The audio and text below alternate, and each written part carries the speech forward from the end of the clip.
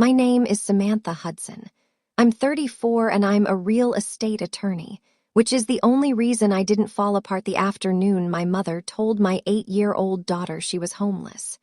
It was the first real snow of the year. Lily came home from school, walked up the front path she'd walked 1,000 times, and found a bright yellow sold sign staked into our lawn. The front door was locked. My mother opened it just wide enough to look down at her and say the house wasn't ours anymore, that Lily was homeless now, and that she should go wait at the gate. My little girl sat on the cold stone step and waited 4 hours in the snow. When I finally found out, I didn't scream. I didn't cry. I said one word. I said, okay. Then days later, 16 hours after I started filing the paperwork, 3 different phones started ringing across town, and not one of those calls was for me. Welcome back to Calm Drama Stories, where ordinary people meet impossible family choices, and the quietest decision in the room turns out to be the loudest. If you've ever been the one everyone expected to just absorb it, to smile, to forgive, to let it go, then stay with me, because this is the story of the day I stopped letting it go. Drop a comment and be sure to subscribe. Let me back up too before any of it. We lived in a narrow 2-story on Burwood Lane in a town small enough that the mailman knew our dog before he knew our names. I bought that house myself 3 years after the divorce with money I earned closing deals for other people's families. I paid it off early. My name and only my name sat on the deed at the county. I used to think that meant something permanent. The kitchen table was a museum of Lily's artwork, crayon horses, a lopsided sun, a family of stick figures that was always just the 2 of us. By the door hung her bright red mittens on a little brass hook because she lost everything else but never those. She was 8 going on 40. The kind of kid who corrected my grammar and then asked me to check for monsters. That winter, I just won a nasty property dispute at the firm. A brother forging his sister's name onto a quitclaim deed, thinking nobody would check the notary log. I checked the notary log. I always check the notary log. I came home that night feeling good about the world, which the universe apparently took as a personal challenge because somewhere across town in a group chat I didn't know existed yet, my mother was already typing. I thought owning the deed meant we were safe. I was about to learn the difference between owning a house and protecting it. And the difference, it turns out, is measured in the 4 worst hours of my daughter's life. The morning it happened, the forecast promised a foot of snow by dark. The school called at 10:00 and said they were releasing kids early. I was due in court at 1:00 for a closing day emergency, the kind you can't reschedule because 40 people are waiting on a signature. So I did the thing I hate most. I asked for help. My parents lived 12 minutes away and my mother answered on the second ring. Sweet as pie. Of course we'll grab her, she said. Drop the worry, Sammy. I should tell you that asking my mother for anything cost me something. I'm the daughter who never needed rescuing. The one who paid her own way through law school while my brother got a car. Needing her felt like handing over to weakness. But it was one afternoon. One favor. I texted Lily's teacher to release her to Grandma, kissed nobody because nobody was there, and drove Talkward in the gray light. The whole way down, I had a small itchy thought I couldn't scratch. Lately, my mother had been odd, asking questions she'd never asked before. How much was the house worth now? Was it really all in my name? Did I have a will? I'd brushed it off as a 63-year-old getting nostalgic about estates. Mistake number 1. I won my hearing at 1:40. I silenced my phone the way you do in a courtroom and slid it face down into my bag. For the next 3 hours while I argued about easements. My daughter was learning what a stranger her own grandmother could be. Here is what Lily told me later in the small, flat voice kids use when they're trying very hard to be brave. Grandpa drove her to our house around 3. The snow had started. Fat, slow flakes that stuck to her eyelashes. And there, planted in the middle of our front lawn, was a yellow sign she'd never seen before, sold in letters bigger than her head. She didn't know what it meant. She ran up to the door and it wouldn't open. She knocked. She rang this bell. Finally, my mother opened it maybe 4 in and looked down at her like she was a delivery left at the wrong address. "This isn't your house anymore," she said. "It's been sold. You're homeless now, sweetheart."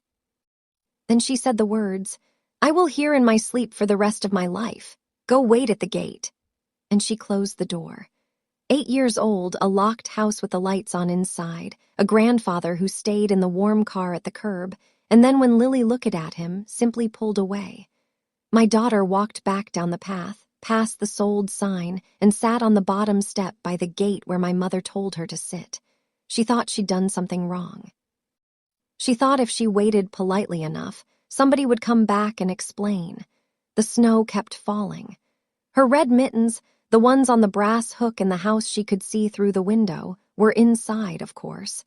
So she tucked her bare hands into her sleeves, and she waited at the gate, exactly like I'd been told. For hours, I keep saying it because I still can't make it fit inside my head. From 3 until nearly 7, while the temperature dropped and the street lights came on, an 8-year-old sat on a stone step in a cotton coat because the adult inside the house wanted her gone. Cars passed. Nobody stops for a kid sitting quietly. Quiet kids look like they belong somewhere. What saved her was Mrs. Petro, our neighbor 2 doors down. 71 years old and the only person on Burwood who notices everything. She'd seen the sold sign go up that morning and thought it was strange because she and I waved at each other every day, and I'd never said a word about selling. Around 7, she looked out and saw a small shape on my step, unmoving under a dusting of white. She came out in her slippers and pulled Lily inside and wrapped her in 3 blankets and put a mug of cocoa in her hands that Lily was too cold to hold. Then she did the thing my mother couldn't be bothered to do. She found my number, the one I'd given her years ago for emergencies, and she called. I was packing my briefcase, riding the high of a wind when my phone lit up with her name. I almost let it go to voicemail. I answered out of habit. "Samantha," she said, and her voice was shaking. "Your Lily has been sitting outside your house in the snow for hours. Your mother locked the door. Honey, get here now." The courtroom hallway tilted. I didn't say anything clever. I just ran. I don't remember the drive. I remember the roads were bad and I didn't care. I remember pulling up to Mrs. Petrov's and seeing my daughter through the window cocooned in blankets, her face blotchy from crying and cold, and something in my chest went very still and very clear. She ran to me. She was shaking. The first thing she asked, the very first thing, was whether she'd been bad. I held her and told her, "No, never, not once."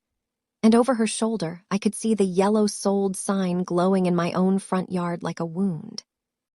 Mrs. Petro had already turned the heat up and was-talking about hospitals and frostbite. But Lily was warm now, just frightened. And what she needed was her mother and her bed. While I held her, my phone buzzed against my hip. A text from my mother. I read it over Lily's hair. "We're doing what's best for the whole family. Don't make this dramatic." I looked at those words for a long moment. Every loud thing I could have typed lined up in my mind, and then quietly stood down because loud things are for people without a plan. I typed back one word. I typed okay. Then I put the phone away and carried my daughter to the car. People hear okay and assume surrender. They picture a woman giving up. But in my line of work, okay is what you say when you've stopped arguing and started filing. My mother thought she'd won an argument. What she'd actually done was hand a real estate attorney a forged sale, a locked door, and a witness, and then tell her not to make it dramatic. That night, I did everything right before I did anything else. I ran Lily a warm bath, not hot, because you warm a cold child slowly. I checked her fingers and toes and the tips of her ears. I made grilled cheese, her favorite, and I let her fall asleep in my bed with the lamp on. Only when her breathing went deep, and even did I open my laptop at the kitchen table under the crayon horses and the lopsided sun, I needed to understand the shape of what had happened. So I pulled up the county property records. Same database I use 40 times a week for clients. There it was. One owner of record, Samantha R. Hudson, mortgage satisfied, lien released, homestead exemption filed, a clean deed. The cleanest I'd ever seen because I'd made it that way on purpose. which meant the sold sign in my yard was a lie. Wearing a costume. A sign in the grass is marketing. A deed at the county is law. Somewhere. Somehow my mother had managed to list my house for sale to get a sold sign printed and an offer accepted. And to do all of it without the one signature that legally matters in the entire universe. Mine. I sat back. The fear I'd carried in from the car began very slowly to turn into something more useful. Because a problem you can't see is terror, but a problem written in public records is just a case. And I solve cases for a living. The only question left was the one that would decide everything. How exactly had she pulled my name into a sale I'd never agreed to? I opened the bottom drawer of my filing cabinet, the one I never touch because I already had a sick feeling I knew. Before I went digging, Lily woke up. Shep headed into the kitchen at midnight, dragging her blanket, and climbed into the chair across from me. "Mom," she said, "are we really homeless?" I closed the laptop. Some things matter more than evidence. I came around the table and crouched. So we were eye to eye, the way you have to with kids when the words need to land. "No," I told her. "This is our house. It has been our house every single second of today, even when someone told you it wasn't. Nobody can take a home from us with a sign in Thayard, and I'm going to prove that so you never have to wonder again." She studied me with those serious eyes. "Are you going to yell at Grandma?" she asked. And there it was. The question that decided the whole story, because the easy thing, the human thing, was to drive over there and scream until the windows rattled. I wanted to. I want you to know I wanted to. But screaming is a one-night thing. Screaming feels like justice and changes nothing by morning. No, I said I'm not going to yell. I'm going to do something better. I'm going to be very, very calm and very, very thorough. She thought about that. Then she nodded the way she does when she's decided to trust me, and went back to bed. I sat alone in the quiet and made myself a promise in 3 parts. Lily's safety came first, always, no exceptions. The truth would be told on paper where it couldn't be shouted down. And I would never, not once, raise my voice because I'd already learned that the quietest person in the room is usually the one holding the pen. Then I opened the drawer. The first thing I did the next morning before coffee, before anything, was build a file, not a digital one. Those feel weightless. A physical manila folder. The plain tan kind I order by the box for work because there is something steadying about holding the truth in your hands. Into it went my first exhibit. I printed a certified copy of the deed fresh from the county that morning, time-stamped and sealed. Samantha R. Hudson, sole owner. No co-signers, no joint tenants, no liens. I printed the homestead filing and the mortgage satisfaction. I laid them side by side on the kitchen table, and I looked at them for a long time, and the looking did something good for me because here was the bedrock fact that no amount of family drama could erode. They had not sold my house. They could not sell my house. Whatever document they'd produced to make that yellow sign appear, it was built on a forgery. And a forgery is not a transaction. It's a crime that hasn't been caught yet. I slid the deed into the folder and felt the weight of it. 3 pages. It didn't feel like much, but I've watched 3-page folders end careers and reverse fortunes and free people because the law doesn't care how loud you are. It cares what you can prove. By the time Lily came down for breakfast, I'd already started a list on a legal pad numbered in my careful courtroom handwriting. Item 1, the deed confirmed. Then I drew a line, and under it I wrote a single question that would point me at everyone responsible. If the deed is mine and only mine, then whose signature did they forge to fake the sale? The sold sign had a phone number on it, small white letters at the bottom. Ray and Brooke, really. So at 9, I made a call, and I did not call as the furious owner. I called as a curious buyer. "Hi," I said, warm and easy. "I'm driving down Birchwood and I saw a sold sign at the gray two-story, gorgeous block. Any chance that one fell through? I'd jump on it." The agent, a chipper young man named Devon, was happy to talk. The listing was firm, he said regretfully. Under contract, offer accepted. Closing in 2 weeks, such a clean deal, he said. Seller signed the listing agreement last week. Everything's moving fast. I kept my voice light. "Oh, lucky buyer. The seller's the owner, right? Sometimes these are estate sales. A pause. The owner signed personally, Devon said. We verified it. I thanked him and hung up and sat very still because there it was, the lie spoken aloud and recorded in their files. The owner signed personally. Last week, I knew exactly where I was last week in depositions, in court, in a building full of people and security cameras, and a sign-in log with my name and the time and ink. I had not signed anything for Reed and Brooke, really. I had never spoken to Devon or anyone like him in my life. Somewhere in that office sat a listing agreement with my name on it written by a hand that wasn't mine. I added it to the legal pad. Item 2, a forged signature exists in the realtor's file dated to a week I can account for minute every minute. The fear was almost completely gone now. In its place was something cleaner and colder. The feeling I get right before I win, but a forged signature on a listing agreement still left a gap. To get a sold sign, you need more than a fake name on one page. You need the realtor to believe they're dealing with someone who can act for the owner. And that's when the bottom drawer gave up its secret. 6 years ago, when Lily was at Adler, I'd had an emergency surgery that went sideways and put me in a hospital bed for 9 days, sedated for some of it. Terrified and practical, I'd signed a limited power of attorney so my parents could pay my bills and handle urgent matters while I was under. Medical and financial necessities, temporary in spirit. I meant to revoke it the week I came home. I never did. Life closed over the gap the way it does. And there it sat 6 years later in my own filing cabinet. A document I'd handed my mother out of fear and love. Now the master key she'd used to walk into my life and change the locks. I read it 3 times. It was limited. It did not authorize selling my home and pocketing the proceeds.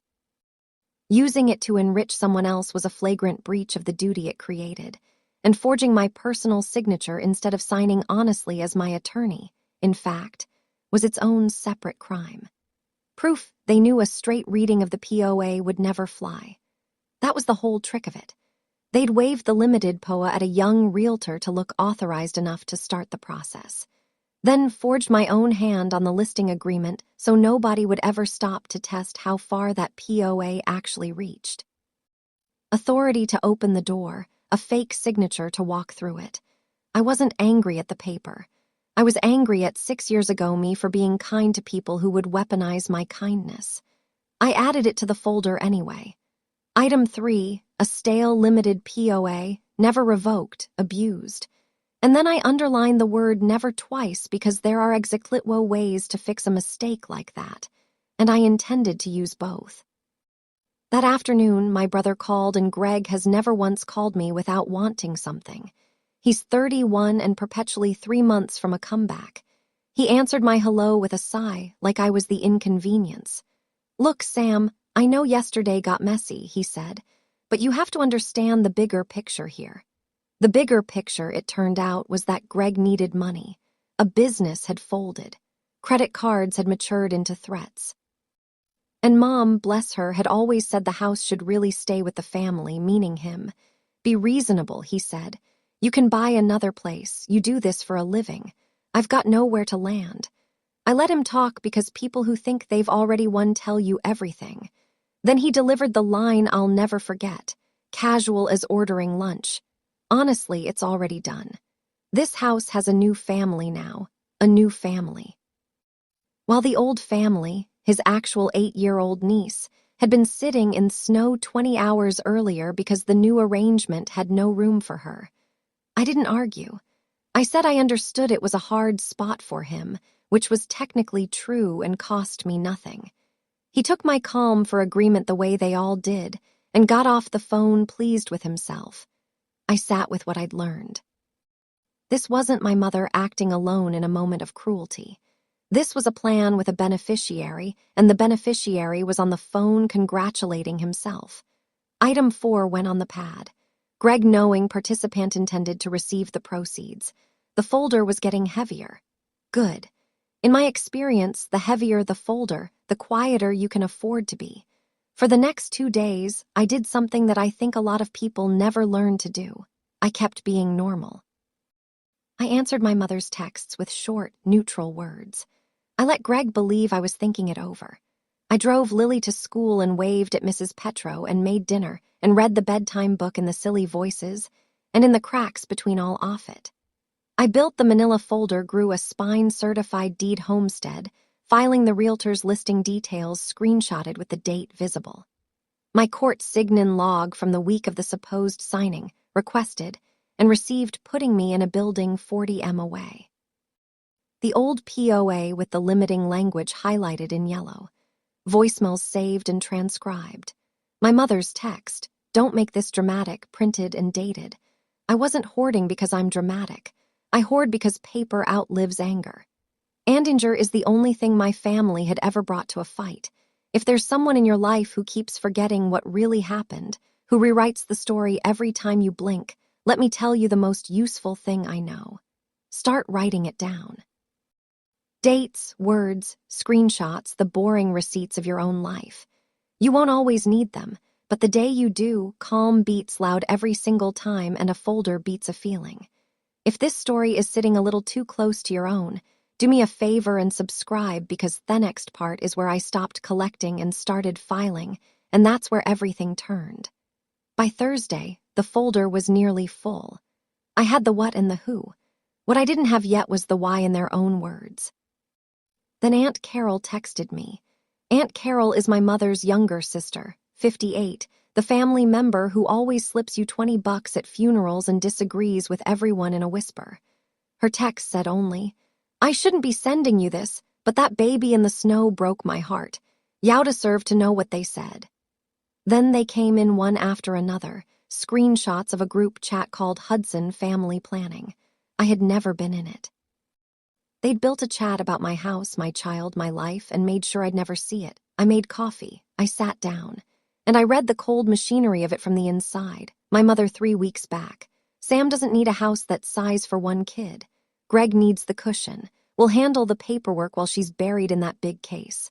My father, will the realtor really not need her there, my mother? We have the power of attorney. That's the whole point. Devin's young. He won't dig. Greg with a thumbs up emoji. When does the sign go up? They scheduled it for the snow day on purpose because they knew I'd be stuck in court. They picked the afternoon Lily would be released early. They knew she'd come home. And there in my mother's own thumbs sat the line that turned my stomach to stone. My father had asked, "What if the girl shows up before we're packed?" And my mother had written back, "If the kid shows up, she can wait at the gate. Builds character. Wait at the gate." Not a spur-off-the-moment cruelty, a pre-written stage direction. They discussed leaving my daughter in the cold the way you'd discuss where to park. I forwarded every screenshot to myself twice and added them to the folder. But the last screenshot was the one that made me smile for the first time in days. My mother confident. "Once it closes, she can't undo it." Oh, Mom, undoing things is the entire job. I scrolled the whole thing twice. The way you reread a contract before you sign, looking for the parts that matter most. The chat went back 6 weeks. This wasn't a flash of temper. It was a slow, patient theft planned in the open by 3 people who assumed I'd never be in the room. There were good details, too, the kind I needed. My father had wobbled twice. He typed things like, "I don't love doing it behind her back." And "She trusted us with that POA for the hospital, not for this." Both times my mother had steamrolled him with a wall of justification, and both times he'd gone quiet and stayed in. That mattered to me, though not the way he'd have hoped. It told me he knew. Knowing and doing it anyway is worse than not knowing, not better. Greg was the engine. He'd pushed the timeline hard because, and he actually typed this, "The cards are calling daily. I need this closed by the 15th. A man drowning in his own choices, reaching for the nearest thing that wasn't his. And my mother was the architect, calm and certain, treating the whole operation like a kindness she was doing the family by correcting the universe's bookkeeping. Nobody in that chat sounded like a villain to themselves. That's the part people get wrong about how this works. They didn't think they were monsters. They thought they were fixing something unfair and that the unfairness was me having more than my brother. I closed the screenshots. I felt strangely calm. I now had the what, the who, the how, and the why. All of it documented, None of it deniable. Everything I'd ever tell a client to want, I had. The only thing left was to choose my weapon.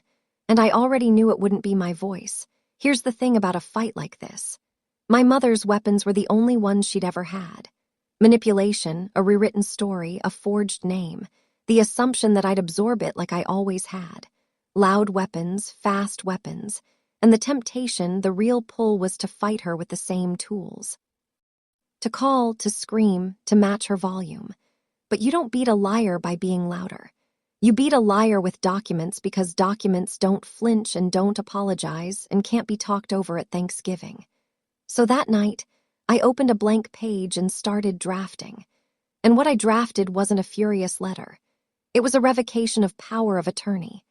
3 paragraphs, clean and dated, the language I've written 100 times for clients whose families turned on them. I, Samantha R. Hudson, hereby revoke. It felt like exhaling. While it printed, I thought about that one word I'd sent my mother in Mrs. Petrov's living room. Okay. She'd read it as a white flag, but okay. Had never meant surrender. It meant the conversation was over and the work had begun. Now the work had a shape. I'd revoke the POA and put it on record where she couldn't argue with it. I'd hand the realtor and the title company's forged signature next to my courthouse alibi and watch their deal evaporate. And I'd report what needed reporting. The forgery to the police, the 4 hours in the snow to the people whose job is children. Her manipulation against my paperwork. Her noise against my silence. Her family chat against a county clerk's stamp. I signed the revocation, slid it into the folder, and looked at the clock. It was nearly midnight. Somewhere across town, 3 people were sleeping soundly, certain it was already done. Before I pulled a single trigger, I called Ray Ramsey. Ray's a detective now, but 15 years ago, we were broke law and criminal justice students who shared a terrible apartment and a worse couch. And he's the one person whose judgment I trust over my own when I'm too close to something. I told him all of it, flat and chronological, the way he taught me to give a statement. He was quiet for a moment. Then he said, "Sam, walk me through what you've actually got." So it did. The clean deed, the forged listing agreement in the realtor's file, the court log proving where I was, the group chat where they planned it, including the line about the gate, the stale POA used to enrich a third party.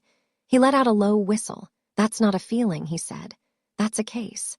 2 cases, honestly, the property fraud and the kid. Then he gave me the part I needed most, order of operations. "Revoke the POA and record it first," he said.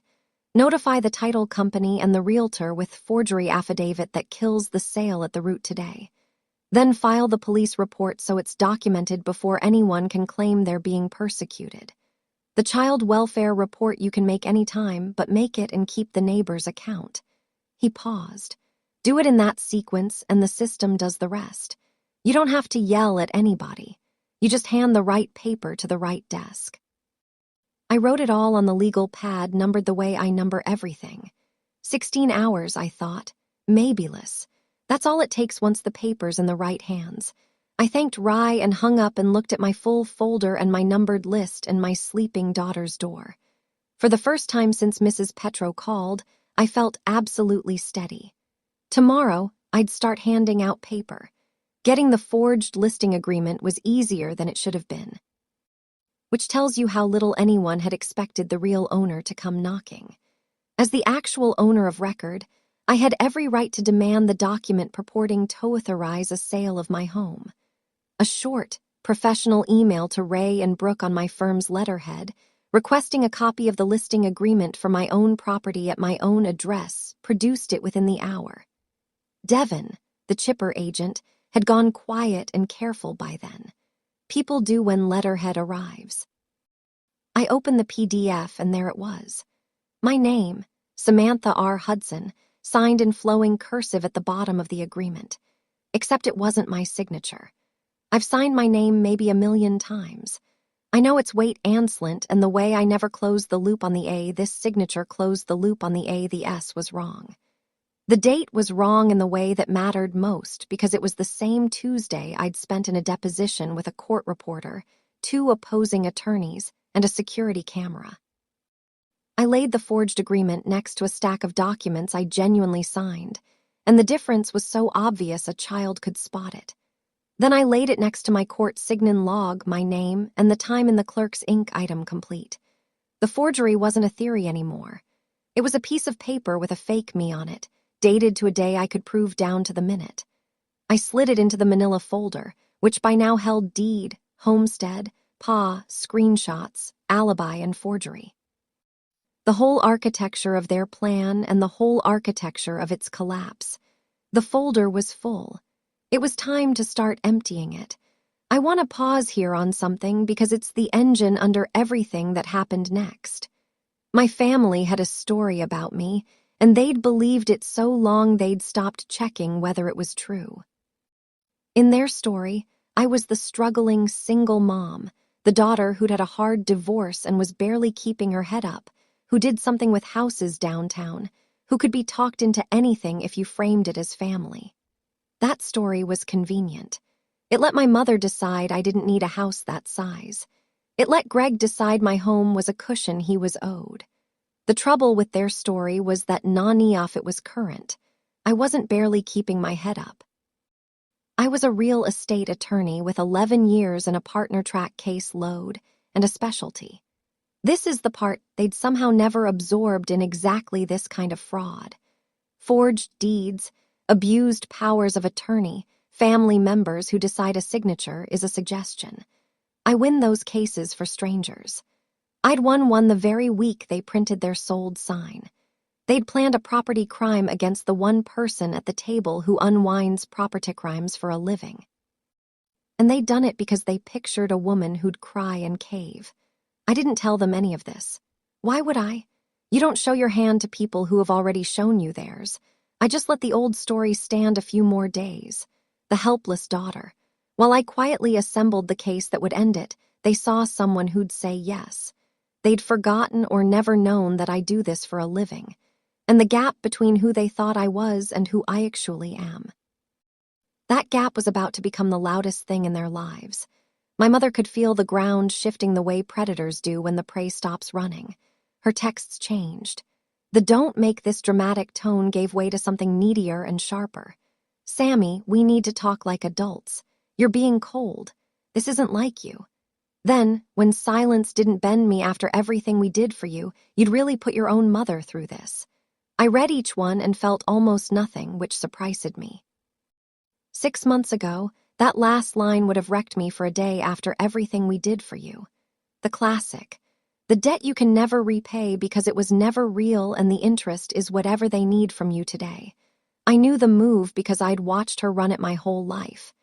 Guilt as a lever, family as a hostage, but guilt only works on people who haven't seen the receipts. And I just spent a week reading the receipts. I didn't argue with her. Arguing would have given her a foothold, a thread to pull, a way to make it a two-sided thing where reasonable people disagree. Instead, I sent her exactly one reply, and I chose it like I choose words in a brief. Noted. That was all. Noted. Not angry, not pleading, not a door she could push on. She called 4 times that night. I let it ring. Each missed call was a small, strange gift because it was her using up her loud weapons on a wall that wasn't going to move. While across town, my quiet ones were already loaded and aimed. She thought the fight was happening in our text thread. The fight was actually happening at the county recorder's office, at a title company, and at a police station. And she hadn't even noticed it had started. Through all of it, I kept my eyes on the only person who actually mattered. Lily was not okay, and pretending otherwise would have made me no better than the people who left her in the snow. She didn't want to sleep alone. She asked more than once and in different sneaky ways whether Grandma still hated her. She'd stopped drawing the 2 stick-figure family. Kids don't have the words, so they show you. And she was showing me, so I did the things that actually help. I told her in plain words that what happened was not her fault and not normal and not love no matter who did it. I found her a kind therapist, a woman with a sand tray and 0 judgment. And we went together first so the office wouldn't feel scary. I did not ever ask Lily to repeat the story for my case because a child is not evidence and her healing is not a strategy. The only account I used was Mrs. Petrov's freely given and the bare facts. One afternoon, Mrs. Petrov came by with cookies and sat with Lily at the crayon table, and I heard her say in her thick, warm accent, "You were never homeless here, Liechka. This street remembers you. This street loves you." Lily almost smiled. It was the first almost in days. That night, after Lily fell asleep, I stood in the kitchen and let myself feel the size of it for exactly 1 minute. The image of my daughter's bare hands tucked into her sleeves, waiting politely at a gate because the adults she trusted told her to. 1 minute. Then I put it away where the useful version of me keeps things and went back to the folder. The minute was for grief. The folder was for justice. Tomorrow the folder went to work. The morning I started handing out paper. I wore the suit I saved for closings. Not for them, for me. First stop, the county recorder's office, where I filed the revocation of power of attorney and had it recorded, stamped, and time marked into the permanent public record. 3 paragraphs that shut the master key off from this moment forward. Recording it didn't magically undo what they had already attempted. The forged signature and the overreach beyond a limited POA would handle that part, but it guaranteed they could never reach for that authority again, and now the fact of it lived in the same public database as my deed. The clerk stamped it at 9:40 in the morning. I noted the time. Second stop didn't need a stop at all. It needed an email and a phone call. I contacted the title company handling the so-called sale, identified myself as the sole owner of record, and sent them 3 things. My certified deed, the recorded revocation, and a signed affidavit of forgery stating plainly that I had never executed the listing agreement, and that my signature on it was fraudulent. I attached my court log for good measure. I was polite. I was specific. I used numbers and dates, and I watched in real time a multi-week real estate transaction begin to die. The title company's response came within the hour, and it was the sound of professionals realizing they were standing near a crime. They placed the file on immediate hold pending verification. Translation: the sale stopped breathing at 10:30 in the morning. No closing, no transfer, no new family, just a frozen escrow account and a lot of very nervous emails I'd never have to send because they'd send them for me. I drove to my next stop with the radio off and the heat on. Perfectly calm, 2 levers pulled before lunch, and neither one required raising my voice. The deed it held, the key was destroyed, and the clock, the 16-hour clock nobody else knew was running, had quietly started. The 3rd and 4th levers were the heavy ones, and I'd saved them for last on purpose because Ray was right about order. By the time I walked into the police station, the sale was already frozen, which meant nobody could say I was reporting a crime to win an argument. The argument was over. I was reporting a crime because a crime had been committed. I filed a report for forgery and fraud, and I made it easy for them because a tired detective with a clean folder is a detective who acts. I handed over copies, never originals, of the forged listing agreement, the deed, the recorded revocation, my court log, and the group chat screenshots in which 3 people planned to sell my house using a power of attorney they knew didn't authorize it. The officer flipped through it slowly. "Ma'am," he said, "this is very organized." I told him I'd had practice. Then I did the last thing, the one that had nothing to do with the house and everything to do with the 4 hours. I made a report to Child Protective Services about an 8-year-old left outside in freezing weather for the better part of an evening by the adults responsible for her, with a neighbor as witness. I gave them Mrs. Petrov's name and the timeline and nothing more because they didn't need more. I want to be honest with you about something here. I filed the SAR reports. I did not control what happened after, and I'd never pretend I did. The system moves on its own schedule and by its own rules. But the facts were airtight, and airtight facts have a way of moving things. I walked out into the cold afternoon, folder lighter now, copies distributed to every desk that mattered. Then I went home, made dinner, read the bedtime book in the silly voices, and waited. That evening was the strangest one of my life because nothing happened in it and everything was about to. I told no one in my family a single word. Not a warning, not a threat, not a hint. My mother was still texting into the void, still calling, still certain the battle was being fought in our message thread where she knew the terrain. She had no idea the real fight had been fought and won. That morning, in offices she'd never set foot in, by a daughter she'd never bothered to know. I tucked Lily in. I checked the locks, the same locks my mother had used against my child, and I felt a grim little satisfaction that the only opened for me now. I made a cup of tea I didn't drink. And I sat at the kitchen table under the crayon horses and did the hardest thing in any plan, which is nothing. Waiting. I thought about the word I'd sent 4 days earlier. The white flag that wasn't okay. It had carried me all the way here from a courtroom hallway to Mrs. Petrov's blankets to the county recorder's stamp. One syllable holding the whole plan inside it like a fist. I'd sent that one word days ago. The 16 hours that actually mattered had started that morning at a clerk's desk. Now the paperwork was about to say the rest in 3 different offices in the order Rye had given me while I drank tea I didn't want.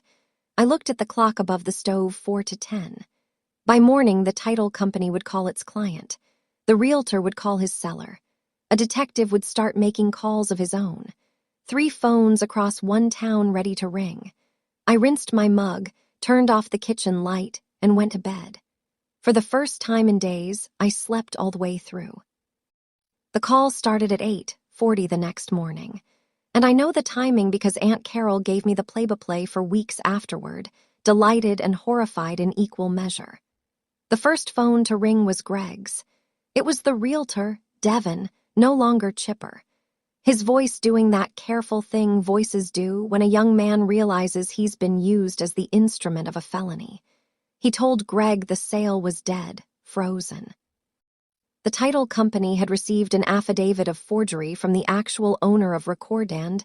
There would be no closing, not in 2 weeks, not ever, and that the office was now obligated to cooperate with an inquiry. Greg, Carol said, made a sound she'd never heard a grown man make. The cards were calling daily, and the thing he'd reached for to make them stop had just turned to smoke in his hands. The second phone was my mother's.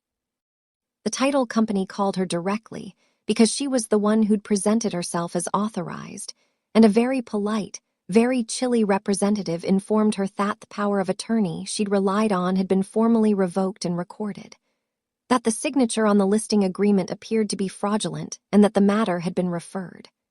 My mother, who had typed, "Once it closes, she can't undo it," with such confidence, learned in one phone call that it had not closed, that I had undone it.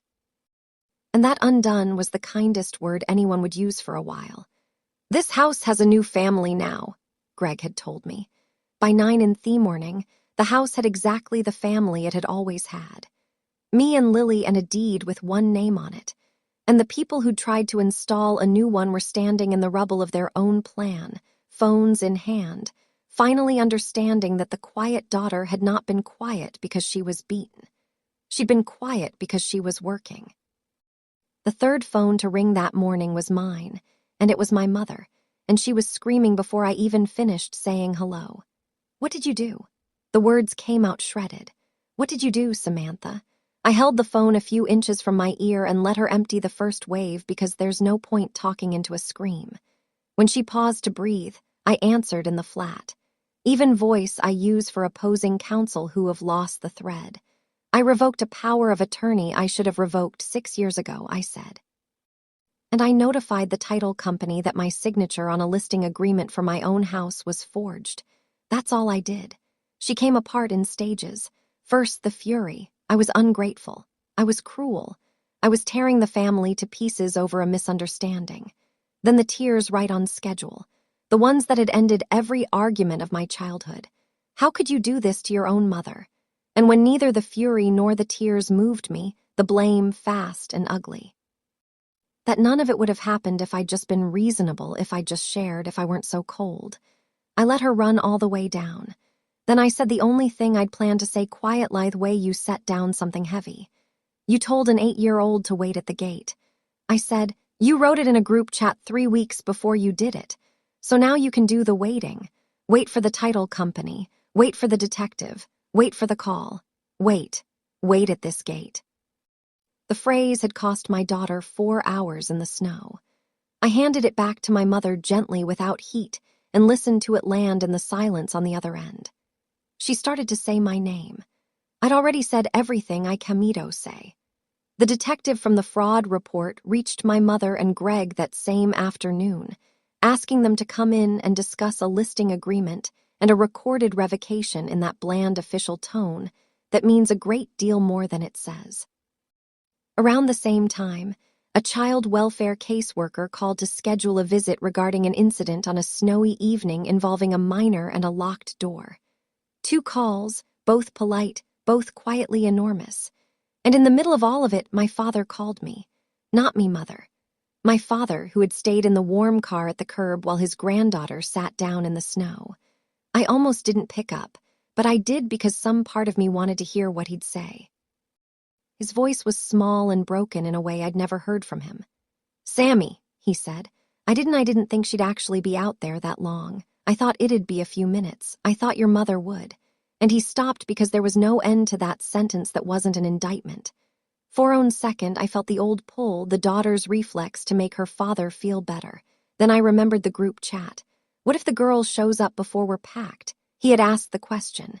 He'd known she might come. He'd driven away anyway. "You asked what would happen if she showed up. I said you knew and you left her there." Silence. He didn't argue because there was nothing to argue. That was the closest any of them came to seeing themselves clearly. My father on the phone hearing his own question read back to him. It wasn't an apology. It wasn't redemption. It was just a man briefly glimpsing what he was. Then he said he was sorry. The cheap kind, the kind that asks for something back. I told him goodbye and meant it. By the end of that week, the official version of events caught up with the true one, which is all justice really is, the paperwork agreeing with reality at last. The title company formally canned the escrow and unwound the file. The yellow sold sign came off my lawn one gray morning, hauled away by a quiet crew from Reed and Brooke who would not meet my eyes, and the patch of grass it left behind was the most beautiful brown rectangle I'd ever seen. My deed stood exactly as it had always stood. One owner of record, Samantha R. Hudson. The house had never for one legal second belonged to anyone but me, no matter what a sign in the yard had claimed for 11 days. I want to be precise about this part because it's the whole point. They never owned a single brick of my home, not one. The only thing they ever managed to take possession of was a lie, a forged signature, a fake sale, a story about a homeless little girl. And the cruel joke they never saw coming is that the lie got recorded, too. It went into the police file. It went into the title company's records. It went into a county database that doesn't forget.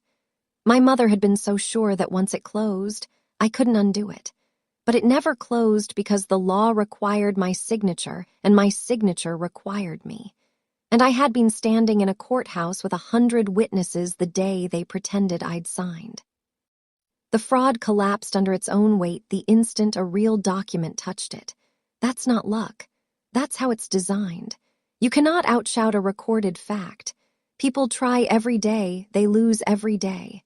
And I had built my entire quiet little campaign on knowing exactly that. My mother called one last time near the end of that week, and it was the saddest and most predictable call of all. Shesacled through everything. Rage, weeping, bargaining, the long inventory of sacrifices I owed her for, the warning that I was destroying the family, the plea that we could put this all behind us if I'd just call off whatever I'd set in motion. As if I were a weather system she could negotiate with. As if the title company and the detective and the caseworker were my employees instead of strangers following facts I'd handed them and then let go. When she finally ran out of words, there was a long quiet, and into it she said, almost a whisper, "Please, Sammy, what do you want me to do?" And I gave her the only honest answer I had in the calm voice I'd kept the entire time, the voice that had never once gone up. "You can wait at the gate now, Mom," I said. "The paperwork will let you know when it's done." I heard her breath catch. Her own words, her own daughter, her own plan. All of it circled back and set gently in her lap. Then I said the word I'd been saying since the beginning, the one she'd mistaken for surrender, 4 phones, and a frozen escrow ago. I said, "Okay," and I hung up. The kitchen was quiet. Lily's crayon horses watched from the wall. I sat there for a minute, not triumphant exactly, just done. The specific piece of a case fully closed. Then I got up and started dinner because my daughter would be hungry soon and we were home and we always had been. The aftermath was quieter than the movie's promise and more permanent. The sale wasvoid for formally and forever. My deed never so much as flinched. The revocation sat recorded at the county, a tidy little headstone over my mother's master key. Over the following months, because real cases crawl, they don't sprint.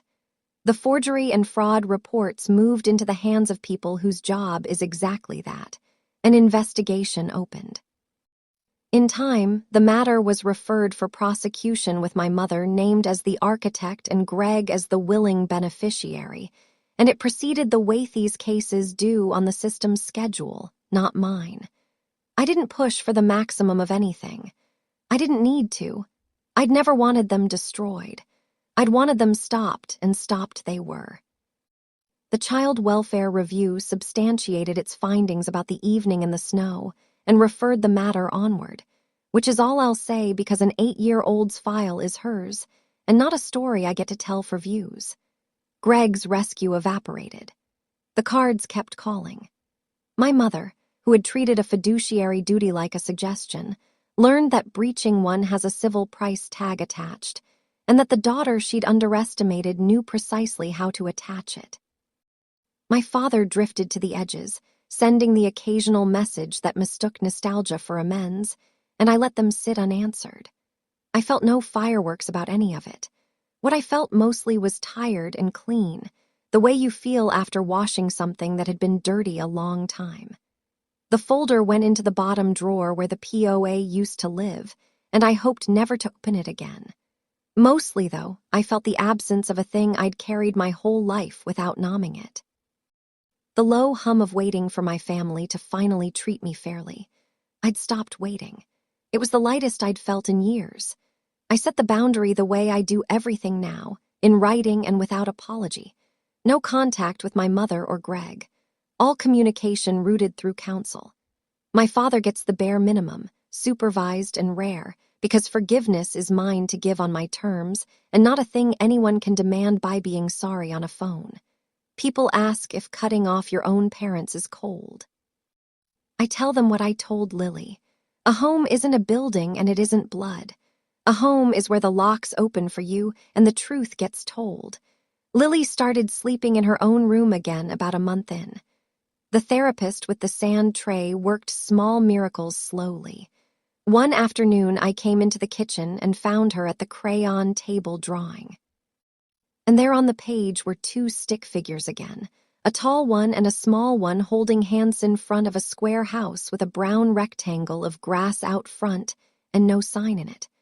By the door on the little brass hook hung a brand new pair of red mittens because I'd bought 3 pairs that week and tucked them in every coat and bag she owned. She will never again wait barehanded at a gate. Not while I'm holding the pen. A title can be forged, a sign can be planted in a yard, and a grandmother can point a frightened child toward the cold. But a recorded fact is the one thing manipulation can never outshout.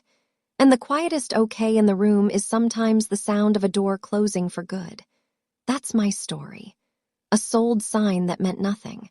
4 hours in the snow that meant everything, and 16 hours of quiet paperwork that ended it for good. If this reminded you to revoke an old power of attorney or to put a boundary in writing while it's still easy, take that as your sign and do it today. Share this with someone who needs it. Drop a comment, hit subscribe, and I'll see you in the next one.